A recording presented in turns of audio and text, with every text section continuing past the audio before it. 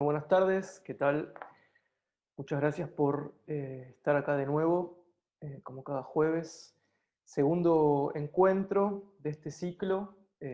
Hoy tenemos a Facundo Nahuel, una gran alegría. Hacía tiempo que tenía ganas de escucharlo, de convocarlo para este espacio. Eh, y bueno, también por lo que pudimos ver, se está armando como un diálogo muy interesante entre las diferentes conferencias. Así que nada, no tengo más que agradecimiento y alegría por este ciclo. Le paso las palabras a Facundo Roca y después pasamos directamente a escuchar a Facundo Nahuel. Bueno, buenas a todos y a todas. También estoy muy contento de que Facu esté acá. Venimos trabajando juntos en algunas de estas cosas, así que tenía muchas ganas de compartir algunas de las ideas con el espacio. Lo presento a Facu y le doy la palabra, si tampoco sacamos tanto tiempo para que haya espacio para el debate y demás. Bueno, Facundo es doctor en filosofía por la UBA y docente de la Facultad de Filosofía y Letras de la UBA y de la Universidad Pedagógica Nacional. Publicó los libros Marx de Vueltas y una teoría crítica de la modernidad, Pesimismo emancipatorio, Marxismo y psicoanálisis en el pensamiento de Adorno, y Teoría crítica de la modernidad, Marxismo, movimiento social y proyecto emancipatorio, el año pasado, este último. Hace tiempo que viene expandiendo esa pregunta inicial por los potenciales emancipatorios y las formas de dominación de la modernidad capitalista hacia debates más actuales de la teoría crítica contemporánea, construyendo intersecciones novedosas y potentes entre el marxismo, la teoría feminista, el pensamiento ecológico, el poshumanismo y los debates sobre la técnica y la tecnología.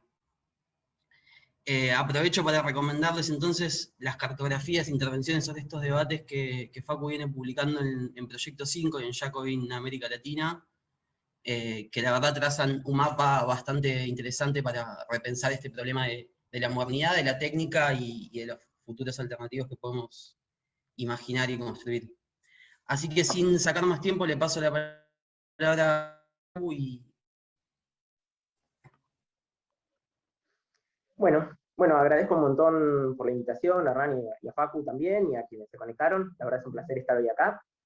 Eh, bueno, y voy a tratar de presentar algunas reflexiones a partir de esta idea del valle inquietante que surge en la estética y el diseño, en realidad, aunque se la suele hacer a la robótica, y después ir para el lado de una pregunta que apareció al final de la charla de la semana pasada, que estuvo muy buena, que dio Darío Sandrone, que es una pregunta sobre los cuerpos humanos y qué pasa con los cuerpos humanos en este mundo de intervención, disrupción y transformación tecnológica, en particular yendo a los cuerpos deportistas. Y a partir de ahí hacer algunas reflexiones teóricas, pero con casos encima, digamos. Voy a tratar de presentar pantalla para acompañar la presentación, así que empiezo por ahí. Tardo un poquito porque estoy en una tablet, pero creo que así va a ser más claro. Bueno, el concepto de valle inquietante. El concepto de valle inquietante lo acuñó un ingeniero de robots japonés que se llama Masahiro Mori en los 70, aunque no es un concepto estricto de la robótica, sino más bien de la estética o del campo del diseño, y tiene que ver con el rechazo que sentimos las personas ante objetos antropomórficos no completamente idénticos a los seres humanos, ¿no? Cuando aparece un objeto que es un poco antropomórfico, pero no lo suficiente. Y ahí paso, este es el gráfico que hizo Mori en su momento. En el eje vertical vemos el grado de afinidad o rechazo que nos provocaría un objeto, y en el eje horizontal vemos el grado de afinidad o de parecido con el cuerpo humano, ¿no? Entonces, muy cerca del eje encontramos al robot industrial, que no se parece en casi nada a un ser humano y no nos provocaría ni afinidad ni rechazo, ¿no? Por ahí. Eh, es un robot básicamente funcional, que no tiene demasiado antropomórfico, que nos provoca la misma sensación que un martillo o un destornillador, no sé, no nos dice mucho. Luego sube nuestro grado de afinidad con cierto grado de antropomorfismo en el robot de juguete, ¿no? Que ya va a tener por ahí 2 brazos, 2 piernas, a lo mejor ojos, hacer algún movimiento que se parece al humano, aunque sin embargo está muy claro que el robot de juguete es un robot y no imita a un ser humano, más que de una familia como muy lejana, muy distante. Entonces el robot de juguete es tierno, es simpático, como Citripio, no sé. Y dice Mori, bueno, y ahí la afinidad empieza a subir y de repente baja pronunciadamente. Por eso es un valle en el gráfico de grados de afinidad. Y aparecen objetos antropomórficos que, sin embargo, nos generan una especie de sensación de incomodidad. ¿Sí? Algún grado de rechazo, malestar, a veces pueden estar en la órbita de lo siniestro, de eso que es familiar y sin embargo extraño. Y ahí Mori va a poner a la mano prostética y también a los robots de aspecto antropomórfico, como podríamos pensar la Ginoide Sofía, que seguro en algún momento han visto en internet. Voy a compartir un segundo. Que tiene rasgos faciales, ¿no? Y una gestualidad muy antropomórfica, y sin embargo nos damos cuenta de que no es humana, y eso pareciera que incomoda, que molesta. Y esa pérdida de afinidad, esa incomodidad, en un momento empieza a revertirse hasta que aparezcan cuerpos indistinguibles de los nuestros, por ejemplo, otro humano sano, o el replicante de Blade Runner, digamos, que ya ni nos damos cuenta de que es un robot o algún tipo de androide que es fabricado, ¿no? El ensayo de Mori es muy cortito, se publicó en una revista de robótica, de hecho después habilita un montón de reflexiones, algunas más acotadas, digamos, al campo del diseño, que tienen que ver con la posibilidad de hacer diseños, sobre todo de prótesis, de algunas cosas que nos vamos a poner en el cuerpo, que no sean tan miméticos, que no sean antropomórficos. Mori dice, se puede jugar y experimentar estéticamente con diseños no antropomórficos para generar entornos más seguros, eso quiere decir como más amigables para los propios seres humanos. Sería, paradójicamente, en vez de querer siempre imitar al cuerpo humano, a veces es más lindo, es más placentero habitar abiertamente su disrupción. Un ejemplo muy obvio de eso son los anteojos, ¿no? Sería bastante desagradable que los anteojos vinieran con marco de piel sintética y pelo en las patillas. No funcionaría para nada. No es el punto imitar una cara, es admitir que hay una cara que tiene ahí una distorsión protésica y jugar con eso. En segundo lugar, dice Mori, el valle inquietante nos trae algunas preguntas sobre nuestra identidad y nuestra subjetividad. A lo mejor en ese rechazo al robot antropomórfico o a la prótesis, por ejemplo, cubierta de piel sintética, etc., hay alguna pregunta sobre nuestra propia identidad que se ve perturbada. Alguna certeza sobre la distinción, por ejemplo, entre un cuerpo natural y un cuerpo fabricado, entre un cuerpo que creció orgánicamente y un cuerpo que fue producido, y también entre un ser humano y un robot, que parece que ahí se ponen un poco en duda, y ahí aparecen esas molestias y esas incomodidades.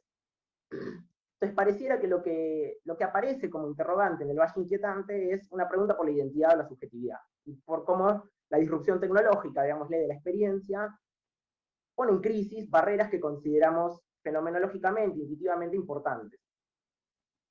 Yo voy a tirar de ese hilo, pero no voy a hablar hoy de robots, voy a hablar de prótesis y de intervenciones en el cuerpo, tal vez, digámosle, tecnologías de racionalidad protésica o prostética, porque a veces voy a forzar un poco la categoría de prótesis y ir más allá, y voy a tratar de trabajar algunos casos donde esta sensación de dudas o preguntas, incluso preguntas de orden ético, que aparecen cuando se atraviesan fronteras, se plantean con mucha fuerza en el deporte de alto rendimiento. Después vamos a ir a discutir algunas cosas sobre giros materialistas en los feminismos y algo de poshumanismo, pero prefiero partir de los casos, como para que tenga otra concreción la pregunta, ¿no? Entonces vuelvo ahí a compartir pantalla.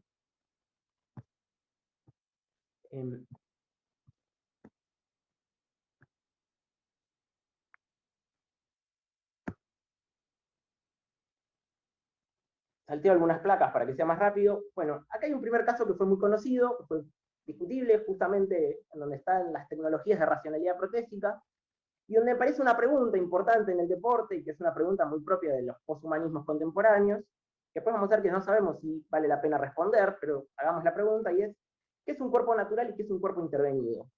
¿Qué es un cuerpo humano que hace trampa a partir de intervenciones técnicas en la carne, que inhieren en la carne, y que es un cuerpo humano que estaría dentro de los estándares de una cierta naturalidad o normalidad como para competir con los demás sin ventajas injustas? Bueno, Pistorius fue muy famoso porque participó en los Juegos Olímpicos de 2012 y además en un Mundial de Atletismo antes. Bueno, aclaremos, hoy Pistorius está preso por el asesinato de su mujer, no es una persona que no sea simpática, pero valía la pena de todos modos trabajar el caso. En el caso de Pistorius hubo una discusión en el Comité Olímpico o en la Federación de Atletismo que regula las carreras, en torno a si era legítimo que compitiera en las Olimpiadas regulares. Pistorius es, creo que, el mejor corredor paralímpico doble amputado de la historia, tiene las mejores marcas que hay en los 400 metros, creo, es un velocista. La pregunta era, cuando se quiso anotar en las Olimpiadas, si las prótesis no le daban una ventaja injusta sobre los demás corredores. El primer comité que hizo análisis del caso le rechazó el ingreso a los Juegos Olímpicos con el argumento de que la prótesis es mucho más liviana que una pierna orgánica, entonces la reposición de la zancada es más rápida, y en segundo lugar, por el rebote que tiene la fibra de carbono, permitiría salir después de cada zancada más rápido que lo que permite un tobillo orgánico, digamos, entonces él correría con ventajas injustas con respecto a los demás deportistas. La idea de ventaja injusta es importante, en el deporte nunca hay igualdad de condiciones, el punto es que hay gente más alta, más chiquita, más gorda, más flaca, etc. El punto es que no haya una ventaja abrumadoramente injusta que inhiba el sentido de la competencia, digamos, ¿no? Pistorius apeló esa decisión y el segundo comité le permitió participar, y esa fue la decisión a la que se atuvo después la Federación Mundial de Atletismo, creo que es la que toma ahí las decisiones al final. El argumento era que no tenía ventajas metabólicas con respecto a los demás atletas, ¿no? Ventajas metabólicas quiere decir la manera como su cuerpo produce energía y la transmite a los músculos para contraer las fibras, es más o menos la misma que la de todos los demás. Si la prótesis hubiera tenido un motorcito, eso hubiera sido hacer trampa. Si hubiera tenido una intervención protésica en el corazón o los pulmones, a lo mejor eso hubiera sido hacer trampa, porque ahí habrían aparecido las ventajas metabólicas, ¿no? Por ejemplo, un pulmón aumentado para que capte más oxígeno, o un corazón artificialmente intervenido. Y después podríamos discutir otras cosas a nivel celular, que a lo mejor después aparecen. Pero entonces ahí estuvo esta primera decisión interesante en los Juegos Olímpicos, que es que si se trata de la carrera corta, las piernas no serían tan importantes. Lo que importaría es el metabolismo, y ahí era, comillas, natural. Y con eso, siguiendo la pista, digamos, de la intervención protésica, nos vamos a pasar a otro tipo de intervención de racionalidad protésica, que no es una prótesis mecánica, pero que es muy común en los deportes, que tiene que ver con la intervención a nivel hormonal, sobre todo por el consumo de esteroides anabólicos, o de sustancias que incrementan el rendimiento deportivo, que siempre generan muchas polémicas. Si se hubieran hecho los Juegos Olímpicos el año pasado en Tokio, sabemos que Rusia hubiera estado excluida de la competición por sospechas muy generalizadas de doping, y que, como vamos a ver, se cruzan de una manera muy sistemática con las cuestiones de género. Entonces vamos a hacer una especie de intento metodológico de seguir la pista de la cosa, seguir la pista de las sustancias anabolizantes, y ver cómo los humanos se insertan en la pista del objeto, digamos. Entonces, vamos a ir otra vez a compartir pantalla, a hablar un poquito de qué son los esteroides anabólico-androgénicos y qué significan para el rendimiento deportivo.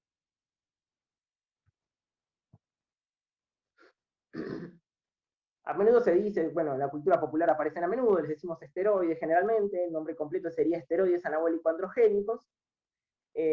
Esteroides tiene que ver con sus propiedades químicas, la verdad es lo que menos nos interesa en este caso, es que son derivados del esterano.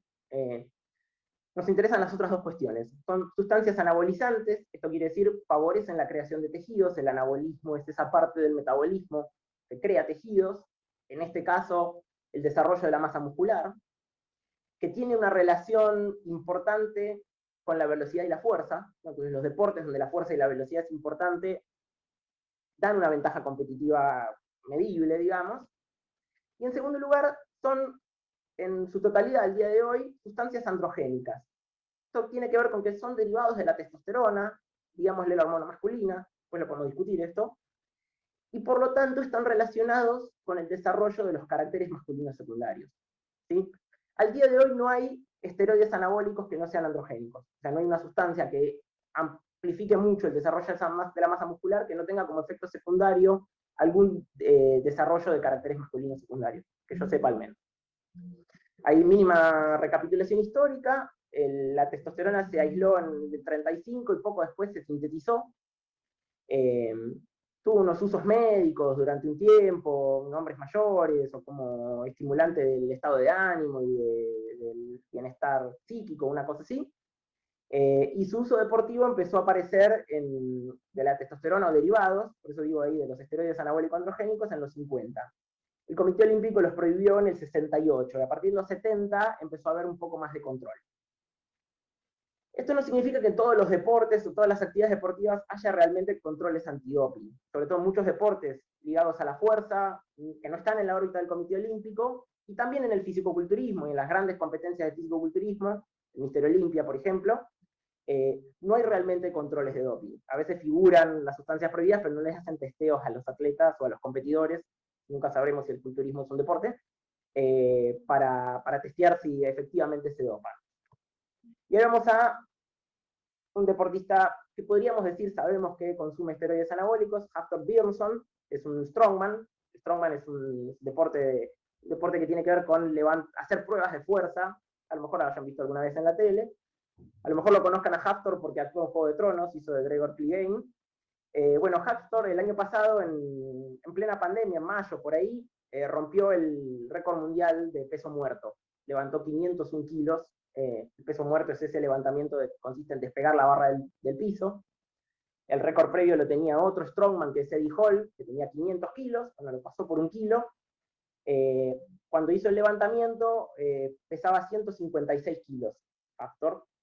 En general, el strongman es un deporte donde se asume un consumo bastante generalizado de esteroides anabólicos androgénicos. Es un deporte, por decirlo así, que no busca testear individuos pretendidamente naturales, sino consabidamente mutantes. Basta ver los cuádriceps de Hafthor para imaginarse que hay ahí, además de mucho entrenamiento y una dieta muy rica en proteínas, algún consumo de esteroides. Acá vamos a, en cambio, el deporte olímpico de fuerza y potencia por antonomasia, el levantamiento olímpico de pesas. Este es Lajat Alakatse.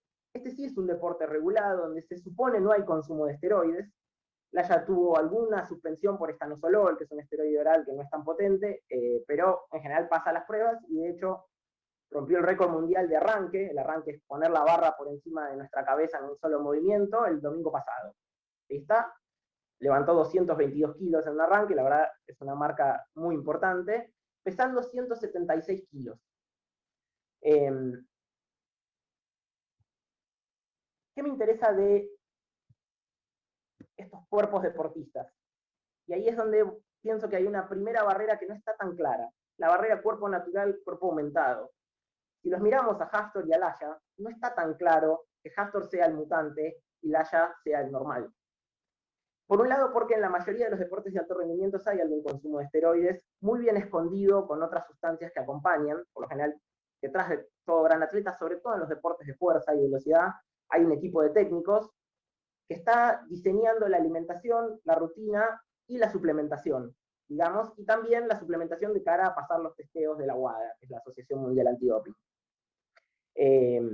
Casos de gente que engañó al sistema, el más famoso es Lance Armstrong, ¿no? Ganó 5 veces el Tour de France y después testearon retroactivamente muestras de sangre almacenadas con métodos nuevos y probaron que se dopaba.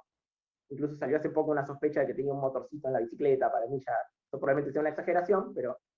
y en cualquier caso, aun cuando haya deporte relativamente limpio de esteroides, la lógica del deporte hoy, del deporte de alto rendimiento por lo menos, no del deporte que hacemos en casa o cuando vamos a entrenar 2 o 3 veces a la semana, es de intervención bastante masiva y bastante tecnocientífica, digamos, sobre el cuerpo.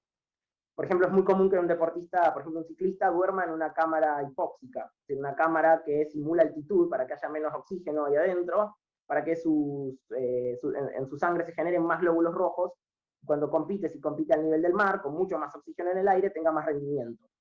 Bueno, el deporte está lleno de esos trucos.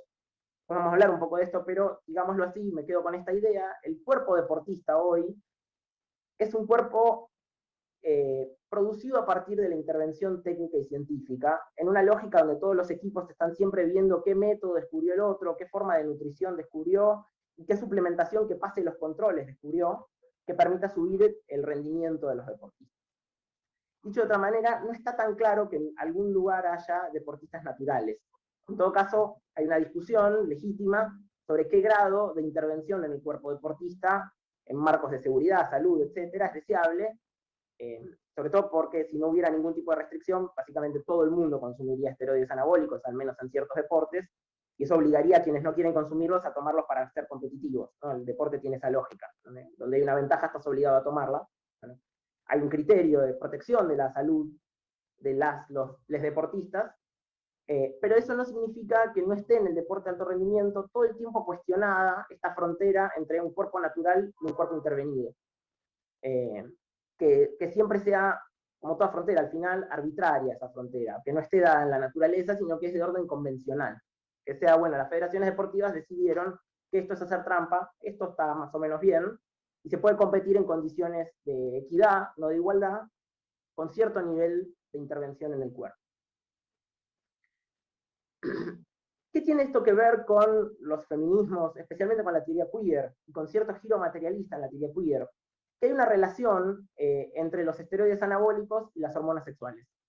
Y de hecho, y ahora vamos a ir al segundo grupo de casos, que son casos donde otra frontera que es cara al deporte contemporáneo, que es la frontera entre un cuerpo masculino y un cuerpo femenino, aparece muy cuestionada, aparece discutida a partir de el intento de crear un deporte que sea trans inclusivo e intersex inclusivo. Ahí comparto un poquito pantalla de vuelta para explicar algunas cositas. Una tiene que ver con esto que yo decía al comienzo, y es que hoy no hay esteroides anabólicos no androgénicos. ¿Sí? Que yo sepa no hay, si hay alguno debe ser de poco uso, de poca eficacia, no soy experto en esto, la verdad estudié filosofía, pero me interesa el tema, vengo estudiándolo hace un tiempo. Digamos que casi todos los esteroides anabólico-androgénicos tienen alguna relación con el desarrollo de caracteres masculinos secundarios. ¿Qué son los caracteres masculinos secundarios? El desarrollo de la nuez de Adán, el agrandamiento de la mandíbula, el agravamiento de la voz, etc. Bueno, se estudia cuando se analiza el funcionamiento de un anabólico su coeficiente anabólico androgénico, y esto es cuán anabolizante es en relación a lo androgénico que es. Es decir, cuánto va a hacer que uno desarrolle tejido, masa muscular, y cuánto va a hacer que desarrolle caracteres masculinos secundarios. Se toma la testosterona como modelo, la testosterona tiene un coeficiente anabólico androgénico 1,1, y a los demás se los compara a partir de ahí. No tengo mucha idea de cómo se hace ese coeficiente, pero por ejemplo el estanosolol, que es un esteroide oral, tiene un coeficiente 3,1. Eso quiere decir que es un poquito androgénico, muy anabolizante. Por lo general, los atletas van a privilegiar sustancias que sean lo menos androgénicas posibles. Obviamente, en el caso de las mujeres cis, esto no necesita explicación, porque pueden tener efectos distorsivos en la imagen corporal, etcétera, que una mujer cis puede no querer, en cambio puede querer el efecto anabolizante, y también en varones cis, ¿no? Porque por lo general los efectos androgénicos vienen de la mano de efectos secundarios peligrosos para la salud y molestos, desde la calvicie hasta la atrofia de las gónadas y un montón de otros. Entonces, si alguien quiere crecer mucho, ganar mucha masa muscular, además de entrenar, quiere doparse, bueno, va a tener que chequear todos esos efectos secundarios, y por lo general va a tratar de elegir algún cóctel de sustancias que le permitan desarrollar mucha masa muscular magra y, en lo posible, lo mínimo de todos los otros efectos secundarios.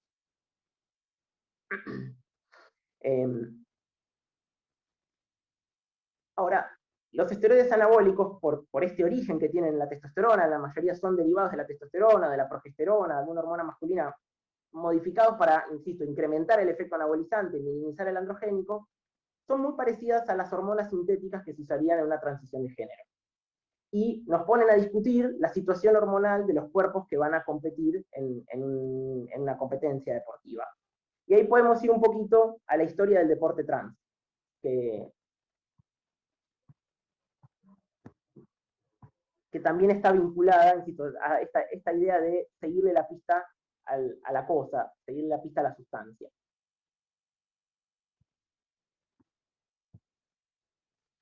Bueno, acá hay un caso histórico muy famoso de una víctima de medidas estatales, de Andreas Krieger. Andreas Krieger es un hombre trans que competía cuando era adolescente como mujer, como Heidi Krieger en la ex República Democrática Alemana. Cuando a partir de los 70 el Comité Olímpico empezó a controlar más sistemáticamente el consumo de esteroides, la RDA venía desarrollando un programa atlético que utilizaba muchos esteroides, y desarrollaron este plan 1425, que era un plan estatal sistemático de dopaje de les atletas. Era un plan compulsivo, o sea, les administraban sustancias sin que tuvieran demasiada opción, y hay muchas sospechas de que hasta usaban espías para que pasaran los testeos, que los infiltraban en la WADA, bueno, muchas sospechas en torno al plan 1425, fue una historia bastante siniestra de la República Democrática Alemana. Andreas Krieger recibió unas dosis enormes de testosterona cuando era adolescente, provocaron una virilización muy grande. Hoy vive como un hombre trans, dice que hubiera decidido ser un hombre trans, que eso estaba en sus deseos, etcétera, pero no a partir de la coacción estatal, y de hecho milita, participa en una organización de víctimas del dopaje compulsivo. René Richards fue la primera atleta trans que participó en una competencia reconocida como tal, en el US Open en el 77.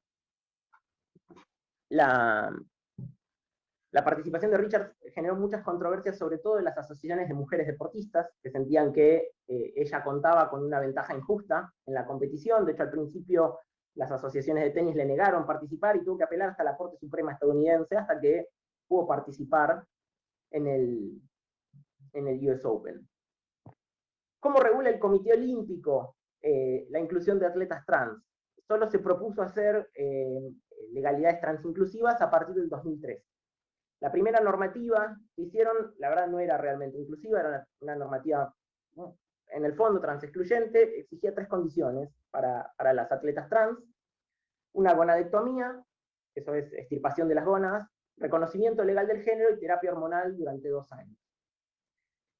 Las 2 primeras condiciones son tremendamente excluyentes. La primera por su violencia física, no es necesario explicarlo, y la segunda porque no en todos los países hay reconocimiento legal del género, leyes progresivas de identidad de género, con lo cual era una medida en realidad muy excluyente. El Comité Olímpico lo revisó en 2015 e hizo una formulación más inclusiva.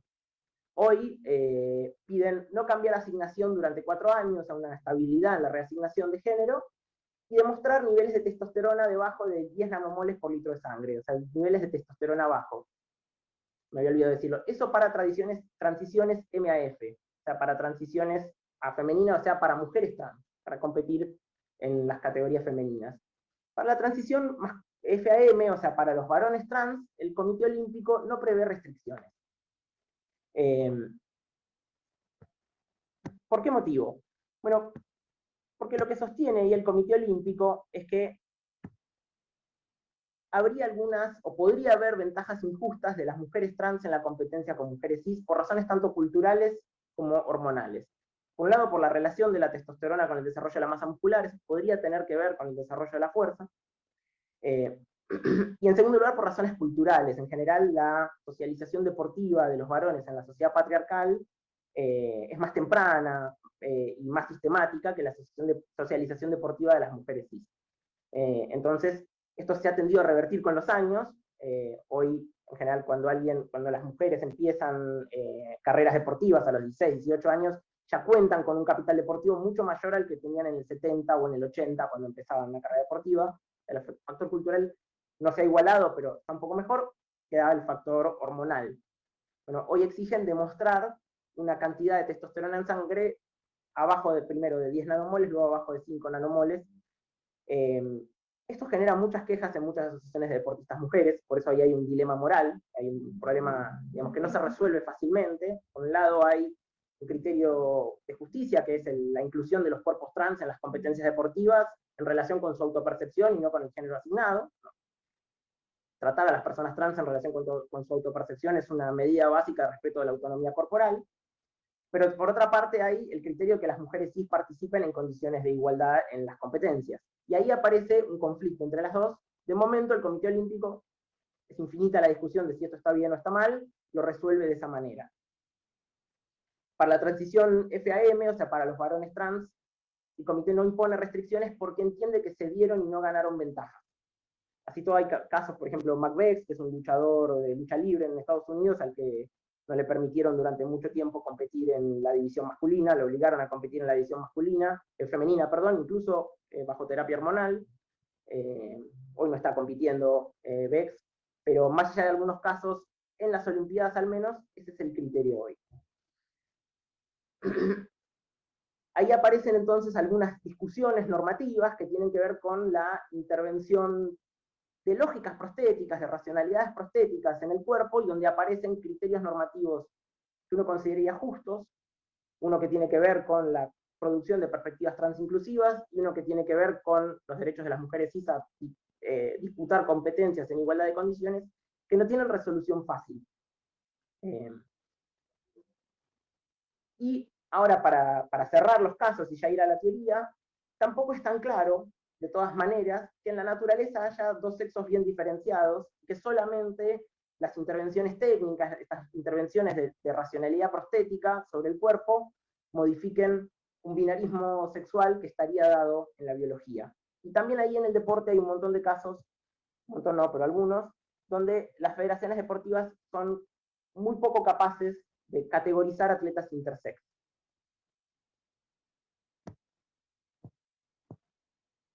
El caso más conocido probablemente es Caster Semenya, es una velocista también, una corredora sudafricana, tiene 2 medallas de oro. Empezó a encontrarse en los testeos que tenía niveles de testosterona muy altos para una mujer cis, y después de varios exámenes que al primero la sospechaban de dopaje, después encontraron que no, que es simplemente una mujer hiperandrogénica, una mujer intersex, que produce espontáneamente más testosterona de la que produce la mayoría de las mujeres cis. ¿Qué hizo con Caster Semenya la Asociación Mundial de Atletismo? Exigirle que tomara una medicación, una terapia hormonal, para bajar los niveles de testosterona en sangre a abajo de 5 nanomoles por litro de sangre. De hecho, se dice que la otra normativa, la normativa transinclusiva, que bajaron de 10 nanomoles a 5 hace 2 años, fue hecha casi a medida para que Caster Semenya no pudiera apelar, marcando incompatibilidades entre la normativa que le aplicaban a ella y la normativa prevista para personas trans. Y ahí, para llegar a redondear la argumentación, parece que el Comité Olímpico pide que compitan cuerpos naturales, cuerpos no aumentados, a menos que tu cuerpo funcione mal, pongo comillas en ese mal, y en ese caso van a normativizar la condición hormonal del cuerpo. Por eso me pregunto si no hay ahí una hormonormatividad. Caster Semenya, la verdad, después de infinitas apelaciones al Comité Olímpico, hoy prácticamente no está corriendo, de hecho creo que se está dedicando al fútbol. Fue muy, muy terrible en su biografía la batalla jurídica permanente con las federaciones deportivas. ¿Por qué es interesante pensar esto? Porque estos casos en el deporte, donde aparecen problemas éticos de orden moral, etcétera, nos interesan?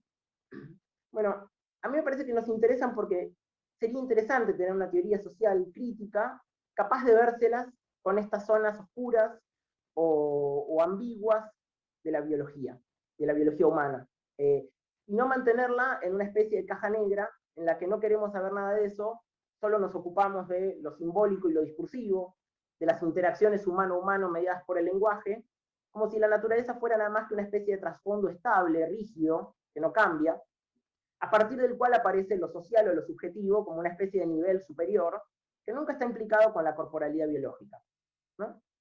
Me parece que frente a este tipo de situaciones hay desafío de producir otro tipo de teoría. Y además vemos a las personas que produciendo normativa, insisto, al Comité Olímpico, por ejemplo, a veces pareciera volviendo sobre sus pasos todo el tiempo, poniendo una frontera entre un cuerpo natural y un cuerpo intervenido, entre un cuerpo masculino y un cuerpo femenino, y borrándola en la arena. Pero no solo borrándola en la arena por la performatividad cultural o lingüística, sino por la masividad y generalidad de las intervenciones a nivel del cuerpo. Entonces con eso voy a hablar un poco de qué sería esta idea de un giro materialista o tal vez postdualista en la teoría crítica.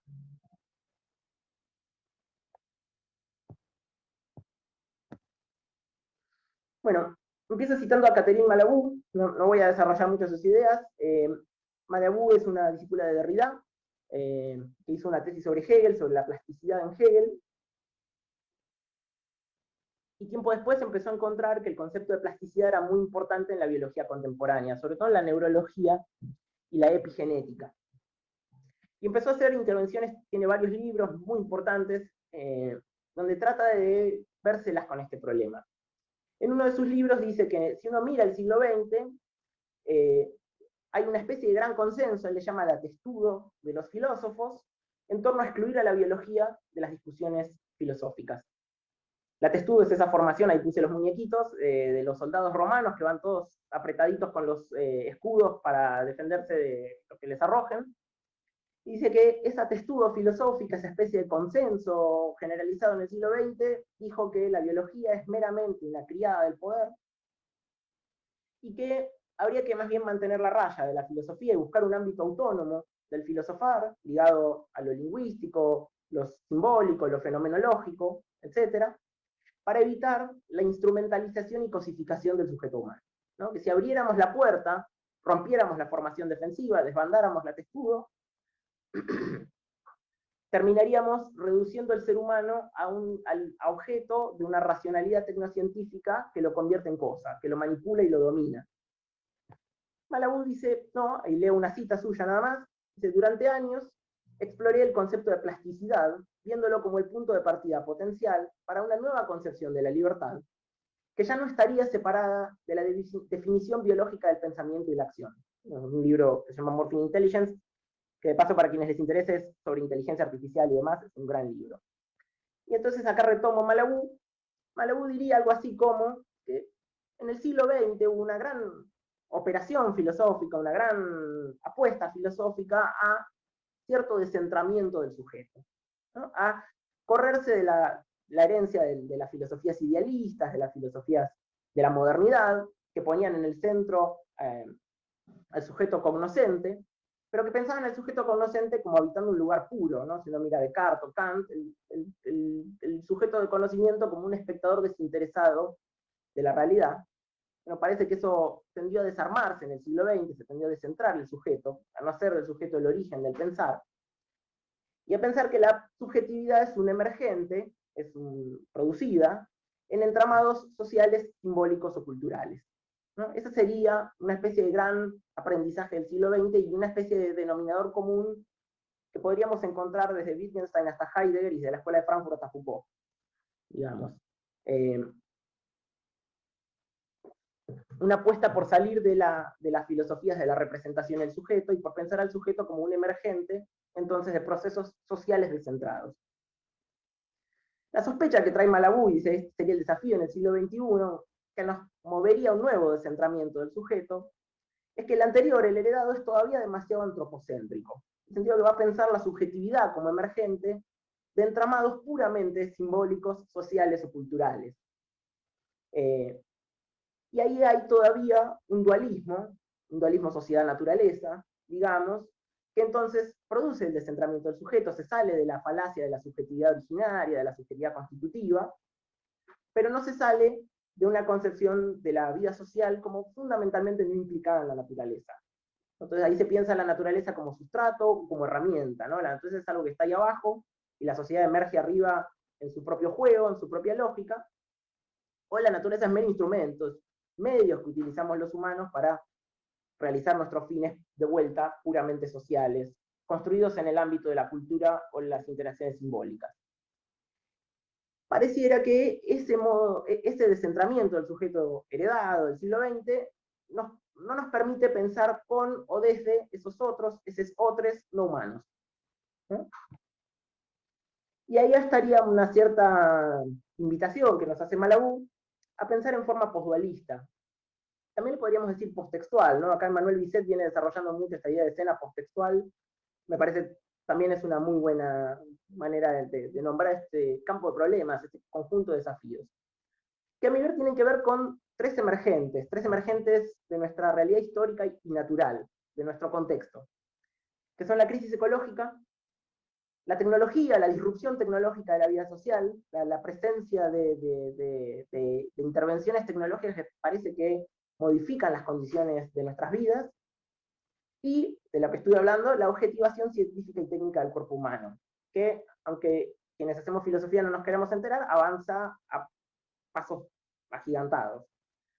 Por ejemplo, el avance que han tenido las neurociencias en las últimas décadas, la decodificación del genoma humano, largo, etc. Estos tres emergentes, digamos, estas tres dimensiones de nuestra situación histórica, la crisis ecológica, la disrupción tecnológica, la objetivación del cuerpo humano, pareciera que nos obligan a abandonar dos cosas del pensamiento heredado, digámosle así. Una es pensar la naturaleza como soporte o trasfondo, ¿no? La idea, bueno, hay un soporte biológico de lo que hacemos los humanos, pero nuestro reino, nuestro verdadero reino, no está implicado ahí. Hay un castillo de la existencia humana al que la naturaleza no entra, llámese el castillo de lo simbólico, lo cultural, la subjetividad o el lenguaje. Y también que tendríamos que dejar de pensar a la sociedad como fundamentalmente discursiva o simbólica, ¿no? Pensemos en modelos discursivos o lingüísticos de lo social, como la teoría de Laclau o la de Habermas, que eran dos teorías muy diferentes, ¿no? En donde parece que la naturaleza es siempre algo muy externo. Incluso la corporalidad humana no hace más que hacer las veces de soporte de lo propiamente social que siempre vendría casi a pesar de esa corporalidad. ¿Podemos pensar algunos modelos teóricos que salgan de ese dualismo sociedad-naturaleza? Bueno, yo creo que sí. Ahí voy a citar 3 modelos. Cuando digo modelos, estoy diciendo elaboraciones teóricas con un momento especulativo, con un momento filosófico, pero que sin embargo están construidas a partir de la empiria, o sea, responden a emergentes como la crisis ecológica o la intervención de tecnologías de racionalidad prostética, incluidas las hormonas sintéticas, en el cuerpo humano. El primer modelo que a mí me parece sumamente precursor, sumamente valioso, es el modelo Biodrag, de Paul Preciado. Muy precursor porque hace casi 20 años se publicó el Manifiesto Contrasexual, ahora no recuerdo exactamente la fecha, 15 años, y es muy precursor de discusiones, digámosles, posdualistas, posttextuales, materialistas, que uno podría ver por todos lados hoy. Preciado opera al interior de la teoría queer, y va a ser una especie de radicalización materialista de la teoría queer, que hace que la biología deje de ser una caja negra, en algún sentido. Por eso es tan importante su aporte. Podemos decir, esto lo dice Manuel Gross en algún artículo que es muy esclarecedor, que en Preciado hay un pasaje de un modelo performativo teatral del género a un modelo biodrag. ¿Qué quiere decir eso? Dame un poquito la pantalla para comentarlo un poco mejor. Un modelo performativo tiene que ver con la idea de que el género no es algo que somos, es algo que hacemos, ¿no? Yo hago las veces de varón, digamos, y eso es una práctica situada en el lenguaje. No es un destino dado en la naturaleza, es la citación de un código, el género, ¿no? Un código lingüístico que vamos actualizando en prácticas y que a medida que lo vamos citando se va desarmando un poco por los bordes, se va rompiendo por las costuras, porque el propio acto de citar el código lo va mutando, lo va transformando, y van apareciendo entonces transformaciones en las maneras de desempeñar los géneros posibles, los múltiples géneros posibles, y también van apareciendo las posibilidades de las citas descontextualizadas, como hay en el dragueo, o en algunas prácticas así de performance queer, y también la alteración de los regímenes de género heredados, porque son maleables. Pasa que en ese modelo, digámosle performativo teatral, donde es un desempeño, es una performance, el género, todavía no aparece tan implicada la biología, ¿no? Aparece como superficie de inscripción de operaciones lingüísticas, pero no como partícipe de pleno derecho. Preciado logra esa radicalización de la teoría, no es una impugnación, es una radicalización de la teoría queer, donde va a encontrar algo así como una performatividad queer en la propia naturaleza, ¿no? Nos va a decir que la propia naturaleza es mucho más maleable, flexible, de lo que cierta concepción heredada consideraría. Por eso me interesa el modelo biodrag, ¿no? Para Preciado, todo género es biodragueo. ¿Qué quiere decir dragueo? Vamos a decirlo brutalmente, como si fuera disfrazarse del género asignado, pero es un dragueo en el que intervienen tecnologías de racionalidad prostética. Entonces, el cuerpo biológico para Preciado no es la superficie de inscripción de una operación lingüística, sino el sitio donde a partir de la relativa contingencia, plasticidad de lo corporal y de lo natural, se producen modificaciones técnicas de la sexualidad, ¿no? ¿Qué está pensando Preciado? Está pensando en las prótesis de la masculinidad, desde el whisky y el Viagra hasta las camperas de cuero y las motos, y las prótesis de la feminidad hegemónica, desde las pastillas anticonceptivas hasta las formas de vestirse, ¿no? Todo el tiempo hay una especie de ortopedia social del género, que inhiere en la carne, que interviene en el cuerpo, llegado el caso incluso en las hormonas, que hace que, y acá vuelvo a lo que decía Malabú, la propia biología puede ser el sitio de intervenciones técnico-políticas ligadas a la libertad y la autonomía. el propio Paul Preciado, su filosofía es en buena medida una especie de autobiografía filosófica a partir de la intervención en el propio cuerpo, al principio con la administración no regulada de testosterona, luego con la transición a una identidad transmasculina, en donde todo el tiempo lo que está pensando Preciado es qué maleable, qué flexible, qué transformable es mi biología, que ya no necesito considerarla como mero trasfondo, soporte de la cultura. Más bien tengo que pensar las coimplicaciones, las copertenencias entre biología y cultura. Digámosles así, las naturaleza-culturas del género. Las naturaleza-culturas implicadas en la producción del género.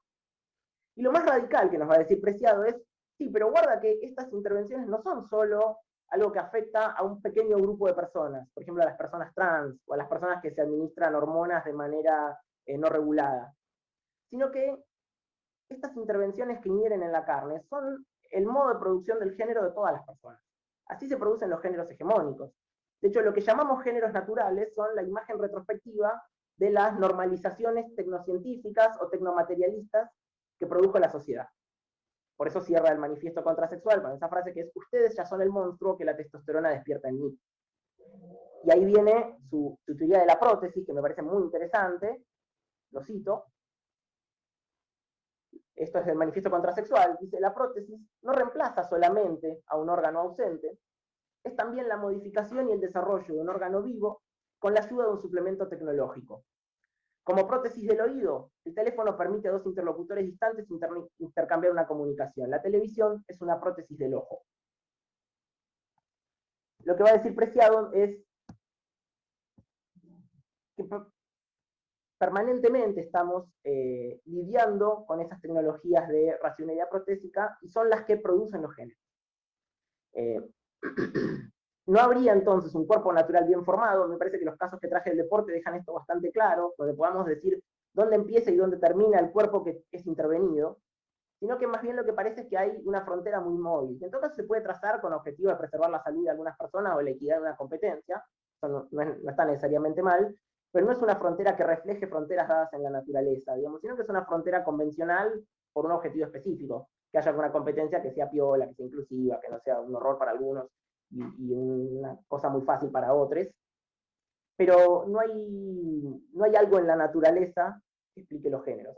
Dicho de otra manera, es claro que los cuerpos humanos tienen cromosomas, tienen hormonas y tienen genitales.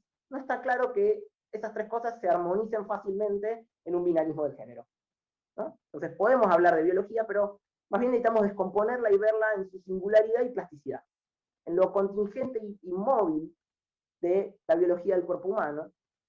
Y este es el otro punto, que acá es donde en Preciado habría algo así como una biopolítica emancipatoria, a veces le decimos desde abajo, popular, que tiene que ver con que estas intervenciones protésicas también son sitio de apropiación ligada a la autonomía y la libertad. No son solamente impuestas desde una racionalidad objetivante que nos convierte en, como es, cobayos del poder, ¿no? En ratoncitos con los que el poder, un poder externo que nos aplasta va a experimentar, sino que también son sitios de resistencia y autonomía. Paso entonces al segundo modelo, para no hacerlo tan largo, el modelo xenofeminista, muy heredero de Preciado, en verdad, de Helen Hester o del colectivo Laboria Pugonis, ¿no? Está ahí en internet perdón, me olvidé de compartir la pantalla, ahora sí lo hago. No está ahí en internet el manifiesto xenofeminista por una política de la alienación, y también el libro de Helen Hester que publicó Caja Negra, que se llama Xenofeminismo, un libro muy, muy interesante. Casi el lema del xenofeminismo es: si la naturaleza es injusta, cambiemos la naturaleza. Tiene antecedentes feministas como Shulamit Firestone. Bueno, definamos el xenofeminismo en tres características, son las que sistematiza Hester: es un tecnomaterialismo, un antinaturalismo y un abolicionismo del género. Tecnomaterialismo sería una especie de posición ontológica, que tiene que ver con afirmar que hay una realidad de los cuerpos vivos relativamente independiente del lenguaje, es decir, que los cuerpos vivos no son ni mero sustrato a partir del cual se crea la cultura, ni una especie de superficie neutra sobre la que se inscriben operaciones lingüísticas, sino que tienen una vitalidad propia, que tienen un dinamismo propio, pero que son hasta un punto lábiles, transformables, modificables. Entonces, siempre podemos preguntarnos qué intervención técnica o tecnológica nos permite modificar los cuerpos vivos para tener vidas más autónomas, más libres, con menos sufrimiento, etc. Este hace particular análisis de las tecnologías reproductivas o no reproductivas, los colectivos de mujeres en torno a las prácticas aborteras y demás, muy interesantes su análisis. También tiene otros sobre los hogares, el hogar como tecnología del género, muy interesantes los análisis. Pero en potencia lo que está pensando ahí Hester es, bueno, abrámonos a imaginar las posibilidades maleables de la materia viva, no tengamos miedo a asumirnos como seres biológicos, porque también ahí hay una libertad y una flexibilidad. Esto se vincula con un segundo aspecto, que es una ética, digamos, que es antinaturalista. El naturalismo moral es la creencia de que en la naturaleza hay pautas para la acción, ¿no? Pautas para la acción correcta.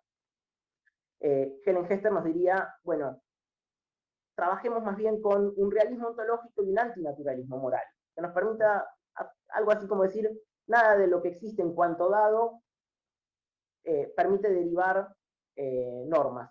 El deber ser no seduce el ser, digamos, y entonces no aceptar ninguna frontera heredada, cultural o natural, o mezclada natural-cultural con guión, ¿no? Como deseable.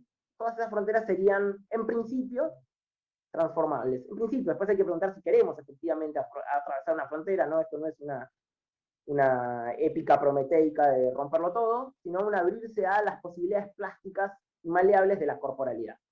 Y casi de combinar las otras dos, se desprende la tercera, que es un abolicionismo del género. Eso no quiere decir destruir los géneros para producir lo neutro, sino abolir el binarismo de género, que es a la vez jerárquico y esencialista, o jerárquico y rígido. Jerárquico porque es patriarcal y además heteronormativo, de eso no voy a hablar ahora, y esencialista en el sentido que pone a las personas en casilleros demasiado rígidos, excluyendo un montón de corporalidades que no entran ahí y no permitiendo las exploraciones con la libertad que saldrían de no dar por bueno el binarismo de género. ¿Sí? Entonces, es una especie de apertura a la multiplicidad de los géneros menores, con su variabilidad y transformabilidad, pero que tiene un momento tecnológico, un momento de intervenir en la carne. Y de vuelta, no es necesario irse al fisicoculturismo o a las hormonas sintéticas, incluso en conquistas emancipatorias básicas como decidir sobre la reproducción o no en el propio cuerpo, ¿no? En esas cosas está pensando Helen Hester. Parece un paradigma muy interesante, muy heredero del biodrag depreciado. Y para cerrar, porque ya hablé un montón, voy al último modelo de Rossi Braidotti, una de las filósofas más interesantes de la escena contemporánea, que desarrolla un poshumanismo crítico, que tiene que ver con una lectura de la situación, en donde ella dice que hay una convergencia, la convergencia poshumana. ¿En qué convergen en la situación? Una dinámica del capitalismo, que es el posantropocentrismo del capital. Dice, el capital hoy es posantropocéntrico. ¿Por qué? Porque la valorización hoy se produce a partir de la intervención masiva sobre la materia viva, ¿no? Braidotti está pensando en lo que se suele llamar la cuarta revolución industrial, que es la revolución de las nanotecnologías, la biotecnología, el Internet de las cosas. Y dice, bueno, ahí el conjunto de la materia viva es cada vez más objeto de intervención, de manipulación y control por la lógica siempre hambrienta de valorización, siempre hambrienta de ampliarse del capital. Él dice, acá está el capital como esquizofrenia, el capital como lo pensaron Deleuze y Guattari, en tanto que modifica todas las formas heredadas de interacción socionatural, ¿no? Todas las formas heredadas se las lleva puestas. ¿Por qué? Porque tiene una sola meta abstracta, indiferente a lo cualitativo, que es la valorización. Entonces, desde cultivos transgénicos hasta usar una bacteria para extraer el cobre en las minas, una bacteria genéticamente modificada, todo le viene bien siempre y cuando dé dinero, ¿no? Hay una indiferencia a lo cualitativo, habló mucho Marx, voy a citar apenas al final. Braidotti dice, bueno, pero este posantropocentrismo del capital, ella dice en algún momento, hay que pensar desde cierta afinidad con el oncorratón, ¿no? Es un ratoncito genéticamente modificado para desarrollar cáncer, para testear medicinas en él. Dice, bueno, el oncorratón marca algo de la condición de todos nosotros. Y ella dice, bueno, esto lo podemos conectar con una herencia del siglo XX que podemos radicalizar, que es el antihumanismo teórico, que va a el estructuralismo y postestructuralismo, pero también tal vez Heidegger. Bueno, hay un largo archivo en el siglo XX de salirse del humano. que ella conecta con los movimientos sociales. Dice, movimientos sociales emancipatorios, sobre todo feministas y antirracistas, vienen siempre a poner en cuestión lo excluyente que fue ese significante humano en la tradición. Y dice Braidot, y esto es prácticamente una cita, humano siempre fue masculino, blanco, urbano, que habla un lenguaje estándar, está inscrito heterosexualmente en una unidad reproductiva y es ciudadano pleno de un Estado constituido. Si no cumplís todas esas condiciones, sos humano a medias. Estás sometido a una animalización, ¿no? Y hay una larga historia de animalización de las mujeres y los pueblos coloniales, trabaja mucho Braidotti, que siempre vino como una sombra en el humanismo. Esto es un poco complejo, la misma Braidotti lo reconoce, porque también muchos de estos movimientos enarbolan ideales humanistas para cuestionar estas exclusiones. El humanismo a veces derrota la crítica lineal, pero lo que en todo caso, a los fines de la charla, me interesa destacar es la convergencia entre estos dos momentos.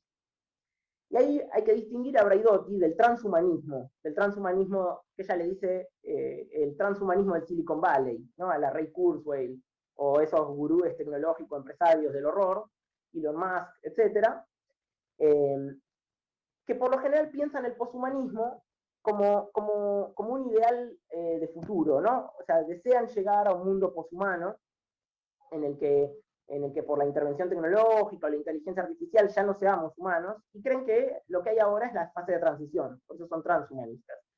Braidotti dice que estos poshumanistas empresarios son, que además en su mayoría son varones, no casualmente, son algo así como el humanismo con esteroides, ¿no? Un hiperhumanismo, en el sentido que parten de ese ideal del humano como amo del mundo, ese ideal colonial y masculinista del humano que domina la naturaleza, y lo quieren llevar al hipérbole con la intervención tecnológica en el cuerpo. Braidotti tiene otra perspectiva, por eso es un poshumanismo crítico, que no piensa el poshumano como un ideal de futuro, sino como una condición presente, como un devenir en curso en la actualidad, en donde por la convergencia de los procesos horrorosos del posantropocentrismo del capital y la crítica antihumanista heredada de los movimientos sociales, etc., estaríamos en condiciones de ya pensarnos de una condición poshumana. Poshumana y demasiado humana, dice en su último libro, ¿no? No es que necesariamente hayamos dado el salto y seamos ahora cyborgs o robots, sino que se nos impone pensarnos desde esas coimplicaciones con nuestra biología, nuestras máquinas y nuestros ambientes. Pareciera que esos tres lugares, la biología, la máquina y el ambiente, guardan una relación con la producción de subjetividad. Es decir, que ya no podemos pensar la subjetividad solamente desde el lenguaje de la cultura, o de las interacciones humano-humano.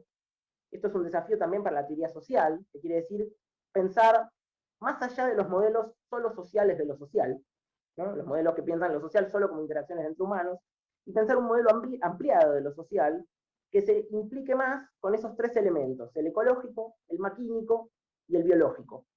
Pueden tener sus superposiciones, pero digo el biológico sobre todo pensando en el cuerpo humano, las máquinas de las que nos rodeamos, los ambientes que fabricamos. Se nos va la vida en esos lugares, se nos va la vida social en esos lugares, y para no hacerlo más largo, acá aparecen los rudimentos, y esto sería para otra charla, para otro desarrollo, de una teoría crítica del capitalismo contemporáneo, que piense la tecnología contemporánea no como puramente opresiva, ni tampoco como puramente instrumental, ¿no?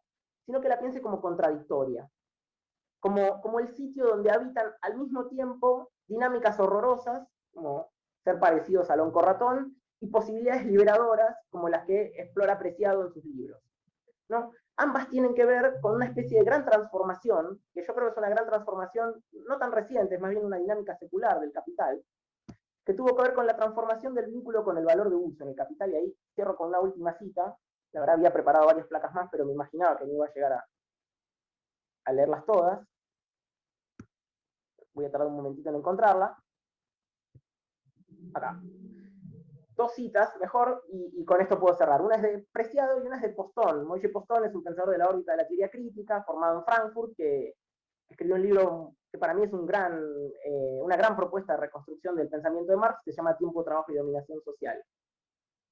Dice Preciado en Manifiesto Contrasexual: el manifiesto Cyborg de Donna Haraway marca un afortunado viraje en el feminismo, o más exactamente inicia un giro posfeminista, al pasar de la demonización de la tecnología a investirla políticamente.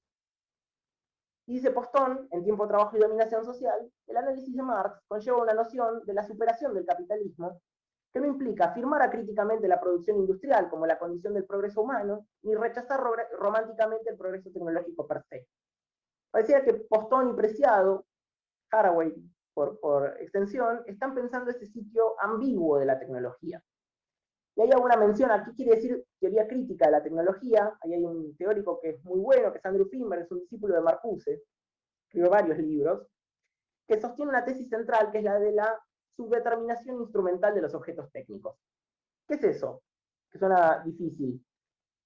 Quiere decir que los objetos técnicos nunca son el mero producto de cálculos medios fines ligados a la eficiencia, sino que en los objetos técnicos de una sociedad están delegadas dimensiones agenciales de la vida colectiva.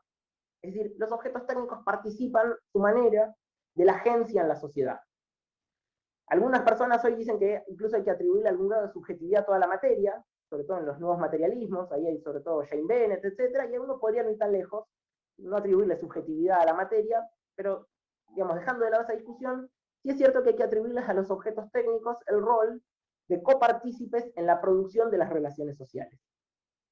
Un ejemplo que da siempre Finberg, para mí es muy claro, es, bueno, si alguien fabrica una autopista que tiene puentes muy bajos por donde no pasa un colectivo, un transporte de pasajeros, está decidiendo en la factura técnica de la autopista que la usen los ricos, que la usen quienes acceden a un auto particular. El objeto técnico porta la desigualdad de clase en su estructura. Si queremos autopistas democráticas, necesitamos autopistas con puentes elevados por donde las personas que se mueven en transportes colectivos puedan ir. Y si no, estamos delegando ahí nuestra desigualdad de clase. Bueno, a lo mejor ahí hay una clave en esas ideas de delegación y subdeterminación. Subdeterminación quiere decir que cuando una sociedad elige un objeto técnico, no lo elige solamente porque es más eficiente, siempre hay muchos competidores eficientes en cada momento histórico, sino que lo elige porque se acomoda más a sus relaciones de poder, a sus relaciones sociales, a sus proyectos en disputa. Y eso quiere decir también que las hegemonías sociales son también hegemonías materiales, es decir, están plasmadas en cosas. Y de hecho muchas veces las hegemonías materiales de una sociedad son mucho más difíciles de revertir que las lingüísticas, porque tienen la perdurabilidad de los objetos, ¿no? Podríamos decir, ¿por qué las relaciones entre las personas adquieren estabilidad en algún momento? ¿Por qué no estamos contestando el poder más, con más frecuencia, con más radicalidad? Muchas veces porque el poder está plasmado en cosas, y ahí adquiere una estabilidad y una rigidez que lo vuelve más difícil de encontrar, más difícil de escrutar y más difícil de transformar. ¿Qué sería una teoría crítica de la tecnología? Una teoría crítica que piense que en los objetos técnicos están mezcladas consideraciones instrumentales y cálculos medio fines con consideraciones simbólicas y cualitativas, que no están solo en el lenguaje, están en las cosas, en donde las personas producimos nuestra vida social a partir de la interacción. Y entonces, la modernidad del capital, digamos así, con esa doble lógica que tiene, que es someternos a todos y a todas, incluida la naturaleza no humana, a la lógica de la valorización, y del otro lado, enloquecer lo social y hacerlo proliferar, hoy no la podríamos pensar ni como puramente opresiva ni como progresiva, sino como contradictoria o ambigua, en donde se disputan y debaten posibilidades liberadoras y formas de dominación. Bueno, cierro acá, en todo caso puedo ampliar algo en las preguntas. Eso es todo a los fines de la exposición. Bueno, gracias, Facu. No sé si quieren ir poniendo algunas preguntas en el chat o bueno, si alguno quiere intervenir, directamente se saca el muteado y intervenga. Lo que tiro como para empezar a discutir y abrir las preguntas y el debate es que subrayar algo de la presentación que me parece que era necesario y que está bueno que aparezca en estos debates sobre lo tecnológico, lo cyborg, ¿no? Lo poshumano, donde se acentúa el rasgo artificial, artefactual, maquínico, digamos, de esa condición, y muchas veces se pierde como esa relación con lo biológico y con la necesidad de pensar lo biológico. Entonces me parece que la genealogía que armaba Facu entre los ejemplos, ¿no? del cuerpo deportista, del cuerpo deportista trans, del cuerpo intervenido en tanto cuerpo biológico, nada, permite recuperar ese problema que a veces se pierde, ¿no? Y es parte del problema que la llevó a Haraway a arrepentirse de su formulación cyborg, poshumanista, y rechazarlo porque ve en eso simplemente la colonización del problema de desensamblaje entre lo vivo y lo tecnológico como parte de este proyecto transhumanista de Silicon Valley de desnaturalizar simplemente para llevar el humanismo a sus máximas consecuencias. Y me parece que recuperar esa otra genealogía del problema del cuerpo, de lo vivo, de interrogar lo vivo, que es algo que solemos abandonar bastante fácil desde las ciencias humanas y de las ciencias sociales, porque sospechamos ahí todo el tiempo naturalización, ¿no? Determinismo biologicista, naturalización de las diferencias. Parece que se va abriendo en muchas autoras feministas, como Haraway, Preciado, Hester, y demás, esta pregunta, pues bueno, repensemos la tecnología y lo biológico juntos, y eso significa volver a abrir el problema del cuerpo desde esta otra perspectiva. Y me parece que por ahí se abre una punta interesante para seguir pensando de conjunto todos estos problemas del futuro, la automatización, lo tecnológico, lo algorítmico, lo digital, que no queden en un éter de inmaterial que no tienen, digamos, porque están apoyadas sobre un montón de ensamblajes artefactuales, porque implican costos ecológicos, porque implican una organización de la materia, pero también porque intervienen sobre cuerpos que no son simplemente materia pasiva de la intervención tecnológica. Entonces me parece que por ahí se puede seguir pensando el problema de una forma todavía más potente. Nada, si alguien más quiere intervenir o hacer alguna pregunta, algún comentario, hacemos como una ronda para que Facu pueda volver a responder o seguir. Voy a agarrar un cuaderno así puedo anotar.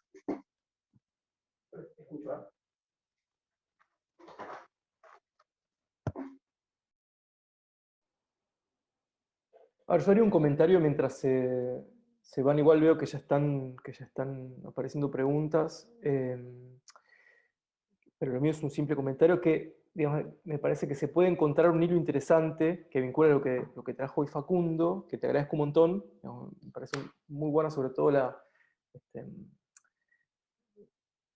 historización que haces, digamos, cómo traes el problema. Pero digo, ¿cómo vincular en algún punto esto que trajiste con lo que propuso la semana pasada Darío, de pensar como posiciones tal vez forzadamente opuestas el cyborg y el autómata, ¿no? Y vos hablabas de estructuras, digamos, cuerpos intervenidos de manera emancipatoria, digamos, desde abajo, o cuerpos intervenidos a través de estructuras externas, objetivantes, etc. Me parece que ahí lo que se ve es una especie de transformación de época en la que viene cayendo definitivamente el ideal moderno, y eso hace que, digamos, esa estructura tan unívoca se cae y hace que aparezcan o refloten, reaparezcan tensiones que subyacían a ese ideal moderno, entre posturas emancipatorias, digamos, desde abajo, y posturas que precisamente apelan a estructuras externas, a conceptuales, objetivantes, etc. Me parece interesante pensar también a partir de los cuerpos esas posibles vías frente a un momento en el que, digamos, de transformación, frente a un momento en el que claramente hay una transformación. Agrego un comentario. Primero, bueno, agradezco muchísimo a Facundo, me resultó muy esclarecedora su presentación y inquietante, como decía el título también. Y en esa línea de lo inquietante me preguntaba a partir de escucharlo, ¿hasta qué punto o grado esa maleabilidad de la naturaleza, que también es la maleabilidad de la naturaleza en nosotros, digamos, de nuestro propio cuerpo, de alguna manera no responde a ciertos mandatos también propios de este momento del capital, ¿no?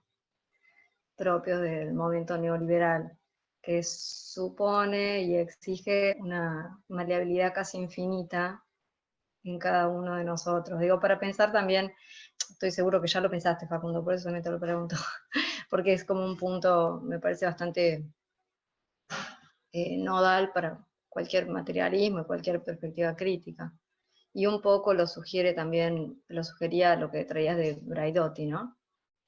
Entonces, ver ahí también qué sería el recuerdo de la naturaleza en nosotros como recuerdo emancipador, para parafrasear a Adorno, si esa naturaleza es traducida en términos de una maleabilidad, no sé si infinita ni indefinida, pero bastante indeterminada, que es lo que la aproxima paradójicamente a un constructivismo cultural o social.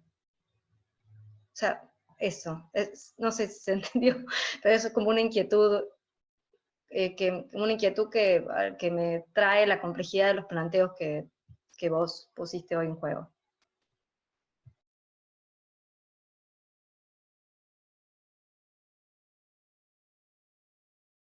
¿Quieren que retome un poco y después hacemos otra ronda o esperamos más preguntas, como quieran? Sí, solo que en el chat tenés también dos... Sí, las vi. Una sobre la agencia y una sobre animales no humanos, ¿verdad? Sí, también esas me cuestan tal vez hasta un poco más, pero trato de decir algo.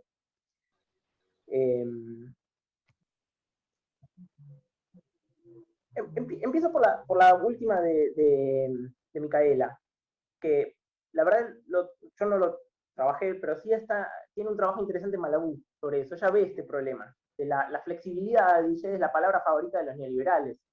Y si en la neurología nos hablan de flexibilidad neuronal y de qué bueno que el cerebro es flexible, porque parece que entonces no está todo predestinado, ¿no? Ese es el punto interesante, ¿no?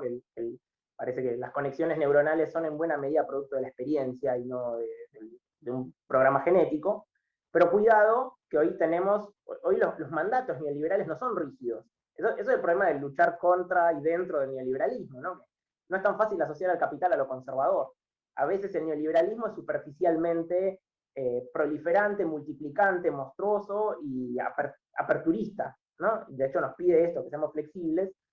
Malabú intenta ahí distinguir dos categorías que son la de flexible y la de lo plástico, ¿no? Lo flexible es infinitamente maleable, es decir, se le puede dar forma cuantas veces haga falta.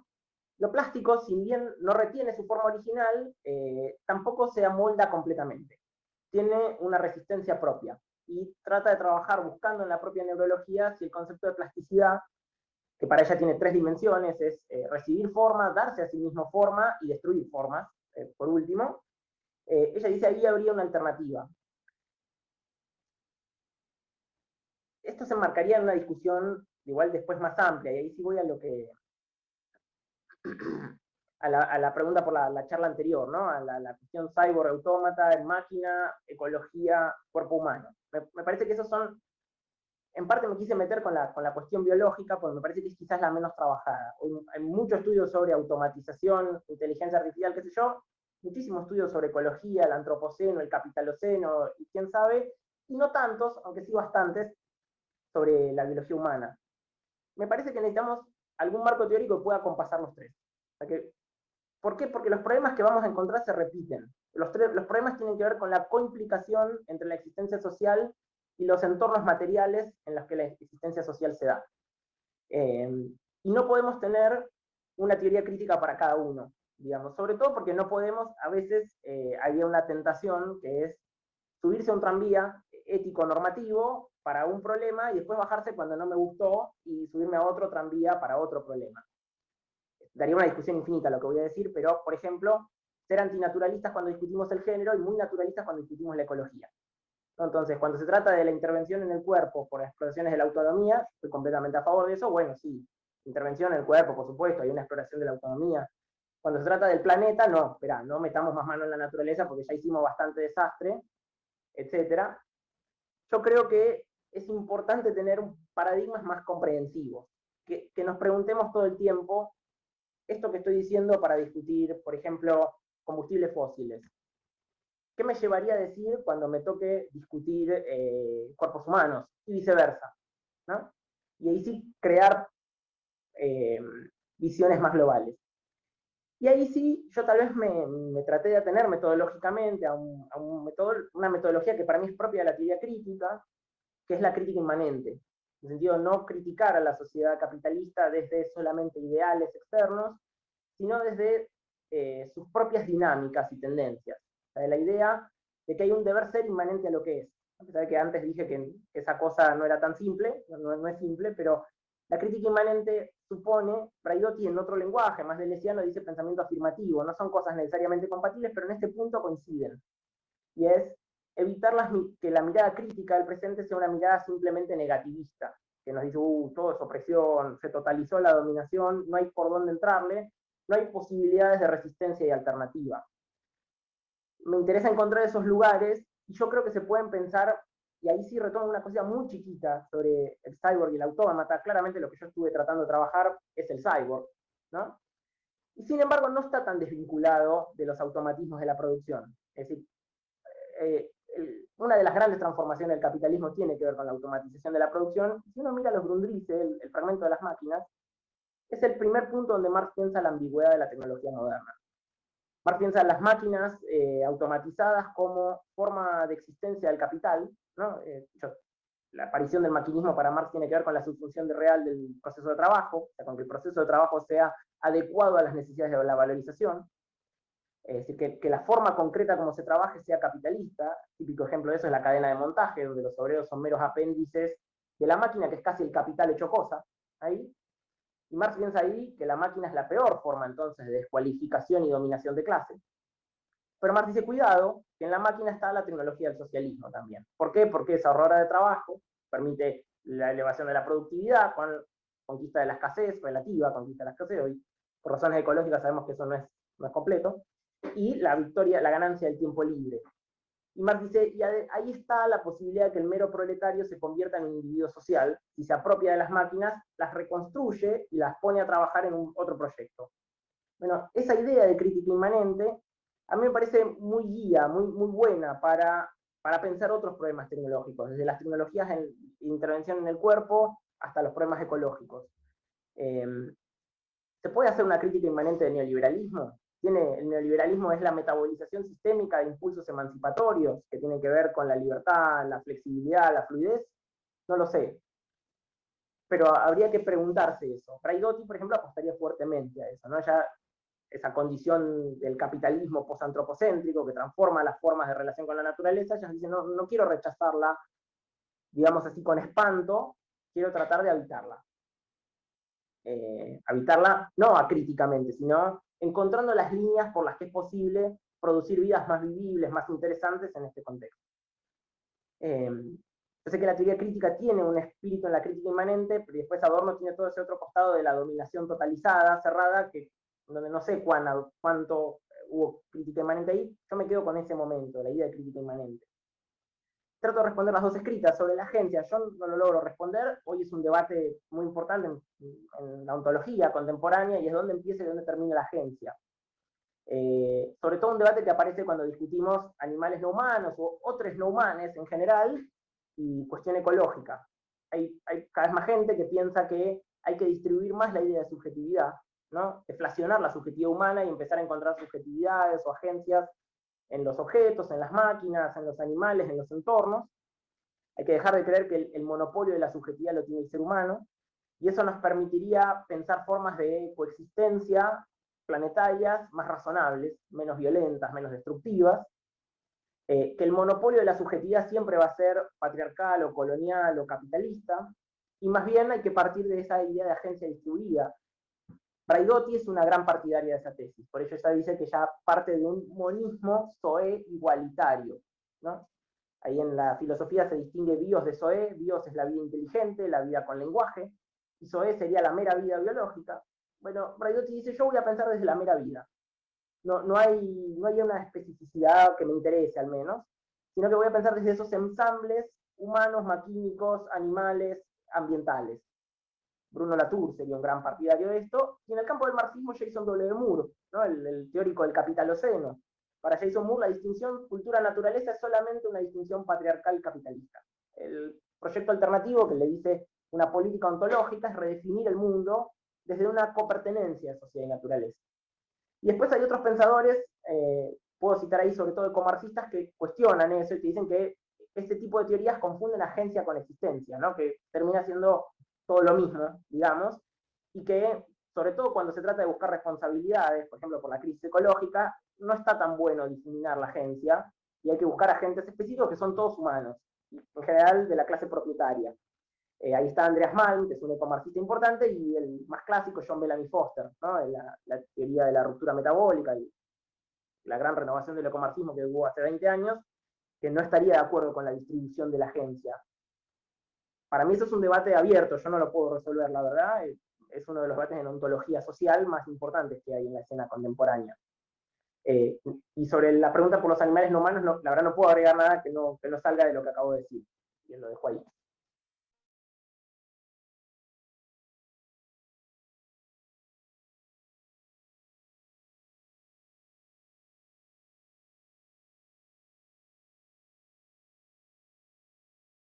Aviso que me silencié por si hay más preguntas, voy a leer el chat, que me cuesta leerlo porque estoy en la tablet, pero ahí lo abro.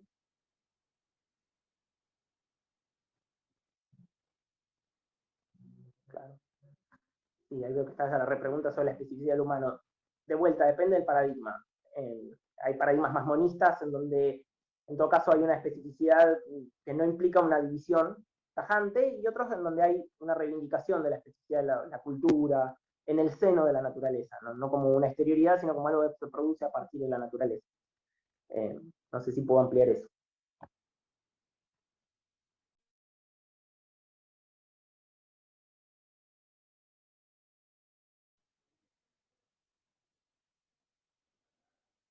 Bueno, estamos perfectos sobre la hora, hiper prolijo. Bueno, Facundo, te agradecemos un montón. Realmente aprendimos mucho, nos has iluminado mucho con la posición desde la que pusiste tus palabras. Bueno, de todas maneras, si surge otra pregunta, invitaremos a quienes lo hagan digamos, los encaminaremos por email. Y las invitamos nuevamente a encontrarnos el jueves que viene, donde, si Facundo Roca me ayuda, tendremos Va a estar Andrés Rabosto. la participación de Andrés Rabosto sobre NFTs y criptomonedas. Bueno, muchísimas gracias. Muchas gracias, Facundo. Nos vemos la próxima.